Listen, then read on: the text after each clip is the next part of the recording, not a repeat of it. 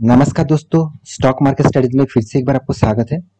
तो आज मैं बात करूंगा एक दिग्गज माइनिंग कंपनी के बारे में। देखिए, माइनिंग इंडस्ट्रीज में बहुत सारे लीडर कंपनी भी है। तो आज जिस कंपनी के बारे में बात करूंगा वो एक गवर्नमेंट कंपनी है। इसका नाम आप पहले देख चुके हैं, हिंद जिंक।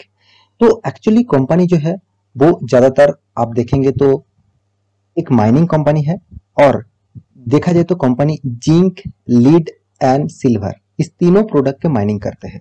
तो आज मैं इसी कंपनी के बारे में बात करूंगा। कंपनी का नाम आपने पहले देख चुके हैं, हिंद जिंक, मतलब हिंदुस्तान जिंक।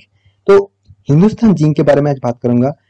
इंडिया के जितने सारे जिंक माइनिंग करने वाला कंपनीज है उनमें से नंबर 1 पोजीशन में है हिंद जिंक। तो आज इसी के बारे में बात करूंगा, तो वीडियो को पूरा देखते जाइए। और हाँ, अभी तक आपने इस चैनल को सब्सक्राइब नहीं किया तो जरूर सब्सक्राइब कर लीजिएगा, क्योंकि आपको daily basis stock market information and update चाहिए तो इस चैनल में बने रहिए। और एक चीज आपको जरूर कहूंगा, आप अभी तक डीमैट अकाउंट ओपन नहीं किया तो उसका लिंक आपको नीचे मिल जाएगा। जाके अकाउंट ओपन हमारा लिंक से करेंगे तो आपको free of cost account opening का कोई भी चार्जेस नहीं है। आप एंजल ब्रोकिंग के साथ अकाउंट ओपन कर सकते हैं, और साथ ही साथ आप हमारा जो इंटरडे लेवल का कॉल है वो भी चेकआउट कर सकते हैं। बहुत शानदार आपको कॉल मिलेगा, आप एक बार चेकआउट करिए, आपको पता चलेगा कितना शानदार कॉल है। तो चलो देख लेते हैं आज के स्टॉक के बारे में। तो सबसे पहली बात, कंपनी के आज के दिन का चार्ट पैटर्न के बारे में बात करूंगा। देखिए, कंपनी का चार्ट पैटर्न जब मार्केट ओपन हुआ तब पॉजिटिव में था, एक साइड बेसिस में था, कुछ अच्छा खासा परफॉर्मेंस होगा इस तरीके से कुछ डेटा यहाँ पे देखने को मिला था। मगर सडन 3 बजे के बाद देखिए मार्केट भी क्रैश हुआ, और आप देखेंगे तो आप Nifty Sensex same to same इसी टाइम में क्रैश हुआ। आप चलो निफ्टी का भी चार्ट पैटर्न एक बार दिखा देता। देखिए यहाँ पे भी देखिए सेम टू सेम किस तरीके से कम निफ्टी का भी आज थोड़ा सा मूवमेंट था, उसके बाद फिर से गिरावट हुआ। सेंसेक्स भी देखें तो सेम टू सेम। तो हिंजिंग में ऐसे क्या हुआ, 3 बजे के बाद ही यहाँ पे गिरावट हुआ, और वो भी देखिए इस यहाँ पे जो गिरावट है करीबन 2.5% तक गिरावट हुआ। उसके पीछे कंपनी का क्वार्टर का रिजल्ट, मतलब Q4 का रिजल्ट के बारे में यहाँ पे अनाउंसमेंट आ चुका था इस टाइम पे। तो Q4 का रिजल्ट किस तरीके से हुआ उसको पहले मैं आपको दिखा देता हूँ, उसके बाद इस कंपनी के सारे डिटेल्स आपके सामने रखूंगा। तो सबसे पहले कंपनी जो है वो देखा जाए तो एक गवर्नमेंट कंपनी है, मैं पहले आपको बता चुका हूँ। और साथ ही साथ वेदांता ग्रुप का भी इसका हिस्सेदारी है। तो वेदांता एंड गवर्नमेंट दोनों ही इसका पेरेंट ग्रुप है, मतलब दोनों कंपनी के पास ज्यादातर हिस्सेदारी है। तो चलो देख लेते हैं इस कंपनी ने रिजल्ट किस तरीके से किया, उसके बाद एक एक करके डिटेल्स क्लियर कर दूंगा। तो यहाँ पे रिजल्ट के ऊपर आ चुका हूँ, चलो मैं थोड़ा सा एडजस्टमेंट कर लेता हूँ। हाँ चलो अब ठीक है। तो आप देख सकते हैं कंपनी का जो फिगर है वो करोड़ों में दिया गया है। यहाँ पे देखिए कंपनी का टोटल जो इनकम है, टोटल इनकम मतलब कंपनी का जो रेवेन्यू है, साथ ही साथ अदर्स इनकम है, और टोटल ऑपरेटिंग इनकम है। तो ये सारे के सारे इनकम एक साथ प्लस माइनस करके कंपनी के हाथ में जो टोटल इनकम आते हैं वो देखा जाए तो 9075 करोड़ का। और पिछले क्वार्टर में कितना था, 8269 करोड़ का, और पिछले सालों में था 7242 करोड़ का। इसका मतलब कंपनी ने अच्छा खासा रेवेन्यू यहाँ पे जनरेट किया। चलो पहले एक पॉजिटिव सिंबल यहाँ पे देखने को मिला, रेवेन्यू तो पॉजिटिव में आया। अभी देखना बाकी है कि कंपनी का एक्सपेंस कितना हुआ। देखिए अगर एक्सपेंस ज्यादा हो जाए तो इनकम होने का कोई फायदा ही नहीं। देखिए टोटल एक्सपेंस के बारे में बात करूं तो टोटल एक्सपेंस यहाँ पे देखिए, टोटल एक्सपेंस के बारे में बात करूं तो देखिए 4717 करोड़ का टोटल एक्सपेंस हुआ, जो पिछले क्वार्टर में था 4411 करोड़, और पिछले सालों में था 3899 करोड़। इसका मतलब ओवरऑल बात करूं, कंपनी का एक्सपेंस भी मेंटेन किया, जिस तरीके से इनकम हुआ उसके हिसाब से कंपनी का एक्सपेंस मुझे कम देखने को मिला। अभी देख लेते हैं कंपनी का टोटल टैक्सेस। कंपनी ने टोटल टैक्सेस पे किया, और टैक्स पे करने के बाद कंपनी के हाथ में आया टोटल कॉम्प्रिहेंसिव इनकम। तो टोटल कॉम्प्रिहेंसिव इनकम ही आपको देखना है, क्योंकि यहाँ पे बहुत सारे एडजस्टमेंट होते हैं, उस एडजस्टमेंट को कंप्लीट करने के बाद ही आपको डेटा देखने को मिलता है।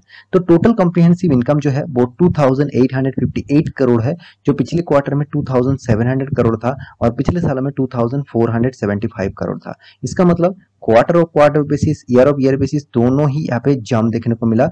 मगर जिस तरीके से कंपनी का इनकम हुआ था जिस तरीके से कंपनी ने एक्सपेंस को कंट्रोल किया था, उस तरीके से यहाँ पे इनकम मतलब फाइनल जो रेवेन्यूज है, मतलब फाइनल जो कंपनी को इनकम हुआ वो उतना ज़्यादा देखने को नहीं मिला। क्योंकि देखिए आप खुद ही देख लीजिए 9000 करोड़ का इनकम था और 8000 करोड़ का टोटल इनकम था पिछले क्वार्टर में, और एक्सपेंसिव देखिए कितना मेंटेन किया, तो उसके बाद कंपनी का प्रॉफिट अर्निंग थोड़ा ज़्यादा से ज़्यादा होना चाहिए था। अभी देख लेते हैं कंपनी का अर्निंग पर शेयर के बारे में बात करूँ तो 6.93, पिछले क्वार्टर में था 6.39 और पिछले साल में था 5.83, इसका 5.87, इसका मतलब हर डेटा यहाँ पे पॉजिटिव में है। अभी देख लेते हैं कंपनी के साल भर की परफॉर्मेंस के हिसाब से कंपनी साल भर में प्रॉफिट ग्रोथ किया कि नहीं किया। तो देखिए साल भर में ऑब्वियसली कंपनी का प्रॉफिट अच्छा खासा ग्रोथ हुआ। पिछले साल में था 7,975 करोड़ का और अभी इस क्वार्टर में बन चुके हैं 9,574 करोड़ का। यहाँ पे एक अच्छा खासा ग्रोथ और अच्छा खासा यहाँ पे मेंटेनेंस देखने को मिला और तेजी देखने को मिला। ऑब्वियसली एक पॉजिटिव साइन है, एक पॉजिटिव सिंबल है कोई भी कंपनी के लिए। तो रिजल्ट तो मुझे यहाँ पे अच्छा खासा देखने को मिला ही है। तो अभी ये यहाँ पे स्टॉक में क्यों गिरावट हुआ, तो सिर्फ इस स्टॉक में गिरावट होने के जो पीछे रीजन है, मुझे लगता है निफ्टी में गिरावट हुआ, निफ्टी सेंसेक्स में गिरावट हुआ लास्ट टाइम में, लास्ट 30 मिनट्स में, 30 टू 45 मिनट्स में। तो उसी टाइम में स्टॉक के ऊपर भी प्रेशर देखने को मिला, क्योंकि हर कोई स्टॉक के ऊपर प्रेशर देखने को मिला, तो यहाँ पे भी प्रेशर क्रिएट हुआ। तो मेरे हिसाब से इस कंपनी के ऊपर आपको ऑब्वियसली फोकस होना चाहिए। कितना फोकस होना चाहिए, चलो मैं एक बार चार्ट पैटर्न आपको दिखा दूं। देखिए कंपनी जो है वो गवर्नमेंट कंपनी के होने के नाते भी कंपनी देखिए धीरे धीरे करके अप में जा रहा है। कंपनी 274% तक रिटर्न दिया, तो कंपनी 6 मंथ में देखिए करीबन 6% तक रिटर्न, और एक साल में कंपनी 14% तक रिटर्न। आप कहेंगे सर इतना छोटा रिटर्न लेके मैं क्या करूं। देखिए आपको गवर्नमेंट कंपनी में निवेश करने के बाद ज्यादा रिटर्न की आप आशा करते हैं, तो आप गवर्नमेंट कंपनी को एग्जिट कर दीजिए, क्योंकि गवर्नमेंट कंपनी इसी तरीके से चलते हैं। सिर्फ IRCTC तो आप देखे हुए, IRCTC जब मार्केट में आया तब रॉकेट की तरह भाग रहा था, और अभी उसका परफॉर्मेंस देखना एक ही लेवल में खड़ा हुआ है। वो अभी वही 1000 रुपीज से 700 रुपीज तक इस लेवल से ही कंपनी परफॉर्मेंस कर रहा है। तो यही बात मैं आपको समझाना चाहता हूँ। गवर्नमेंट कंपनी पहले तो दिखाता है बहुत तेजी, यहाँ पे देखिए कंपनी, इस कंपनी पे जो लिस्टिंग हुआ था तब देखिए इसका जो परफॉर्मेंस हुआ था करीबन देखिए 300-400 पॉइंट का रिटर्न दिया था। ये जो पीरियड है, इस पीरियड में 300-400 पॉइंट का रिटर्न था। तो यहाँ पे मैं यही बताना चाहता हूँ कि कोई भी कंपनी अगर भाग रहा है तो उसके पीछे लॉजिक होना चाहिए। तो इस कंपनी गवर्नमेंट है, तो गवर्नमेंट कंपनी उतना तेजी से भागते नहीं। अभी देख लेते हैं कंपनी के डिटेल्स के बारे में। तो पहले ही बता दूं, कंपनी एक्चुअली देखा जाए तो एक माइनिंग कंपनी है, और कंपनी देखिए जिंक, लीड एंड सिल्वर, इस तीनों प्रोडक्ट के ऊपर कंपनी ज्यादातर माइनिंग करते हैं, और कंपनी के टोटल 77% मार्केट कैप्चर करके रखे हैं जिंक के माइनिंग के ऊपर। तो जिंक इसका नाम दिया गया है इसीलिए क्योंकि ये ज्यादातर जिंक के ऊपर माइनिंग करते हैं, और हाँ साथ ही साथ लीड और साथ ही साथ सिल्वर के भी माइनिंग करते हैं, मगर ज्यादातर जिंक के ऊपर 77% मार्केट को कैप्चर करके रखा सिर्फ जिंक इंडिया में, सॉरी हिंदुस्तान जिंक ने।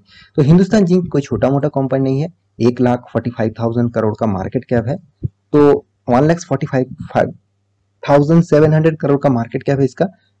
पीआरसी देखा जाए तो 15.6 है, और कंपनी का return of capital employed and return of equity दोनों ही देखा जाए तो एक अच्छा खासा पॉजिटिव मतलब परफॉर्मेंस में यहाँ पे देखने को मिला। और कंपनी का इंडस्ट्रीज पीआरसी जो है वो 11.7 है। कंपनी के देखिए कर्जा जो है वो ना के बराबर है, ना के बराबर मतलब आप डेट फ्री बोल सकते हैं, क्योंकि देखिए कंपनी का अर्निंग जो है वो 7,980 करोड़ का। तो मैं जरूर कहूंगा जिंक जो है वो बहुत बहुत इंपॉर्टेंट पार्ट होते हैं, और जिंक को बहुत ज़्यादा जगह पे काम पे लगाया जाता है, मतलब बहुत जगह पे जिंक को यूज़ किया जाता है। तो जिंक बहुत मार्केट में डिमांडेबल है। तो मेरे हिसाब से इस कंपनी के ऊपर आपको फोकस जरूर रखना चाहिए, क्योंकि कंपनी तो जबरदस्त है, साथ ही साथ कंपनी का रिजल्ट परफॉर्मेंस भी शानदार है, क्योंकि देखिए कंपनी के हाथ में 8,000 करोड़ से भी ज़्यादा कैश है। कंपनी का अर्निंग पर शेयर भी ठीक ठाक है, 21 रुपीज, 345 रुपीज का शेयर, 21 रुपीज अर्निंग पर शेयर दे रहा है, मतलब कोई खराब नहीं है। सबसे जो पॉजिटिव इस कंपनी के बारे में मुझे लगा, कंपनी का पी रेशियो 15.6 है। हाँ आप कहेंगे सर इंडस्ट्रीज पी रेशियो से ज्यादा है, मगर जो ज्यादा है वो उतना ज्यादा नहीं।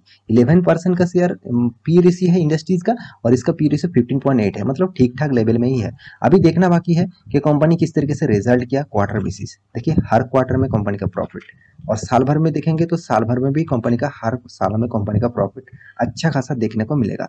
और कंपनी आपको रिटर्न तो मैं पहले ही बता चुका हूँ, उतना खास आपको रिटर्न नहीं मिलेगा। हाँ, रिटर्न तो दिया है मगर कभी भी नेगेटिव रिटर्न नहीं दिया। और कंपनी का देखिए रिटर्न ऑफ इक्विटी पॉजिटिव में है, मगर सेल्स ग्रोथ और प्रॉफिट ग्रोथ बहुत वीक लेवल में है।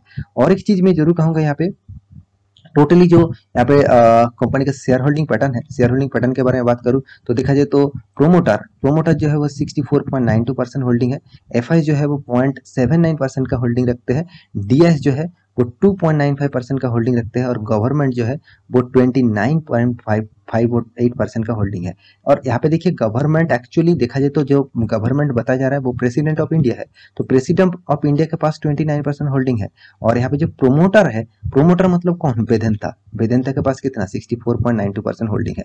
इस दोनों मतलब प्रोमोटर ने ही यहाँ पे माल उठा के रखा, दोनों ही सेक्टर ने माल उठा के रखा, और बाकी किसी के पास उतना होल्डिंग नहीं है। तो फिर भी देखिए डीएस ने 2.95% का होल्डिंग रखा, और एफआईएस ने भी 7.79% होल्डिंग, और पब्लिक के पास 1.79% का होल्डिंग। तो मैं जरूर कहूंगा आप इस कंपनी के ऊपर हिस्सेदारी आपको बढ़ाना चाहते हैं तो आप ऑब्वियसली इस कंपनी के ऊपर कंटिन्यू कर सकते हैं। कंपनी जबरदस्त है, कोई यहाँ पे कोई मतलब मैं यही कहूंगा कंपनी जबरदस्त है। इस कंपनी के ऊपर आपको लॉन्ग टर्म पीरियड के लिए सोचना चाहिए, क्योंकि एक्स्ट्रा बेनिफिट चाहिए तो इस कंपनी के ऊपर आपको रहना ही होगा। क्योंकि कंपनी सिर्फ आपको रिटर्न तो अच्छा खासा नहीं दिया, चलो ठीक है, मगर कंपनी आपको देखिए स्प्लिट भी दिया, कंपनी बोनस भी दिया, डिविडेंड भी दिया। तो इसका बेनिफिट आप पाना चाहते हैं तो इस टाइप कंपनी के ऊपर निवेश करिए।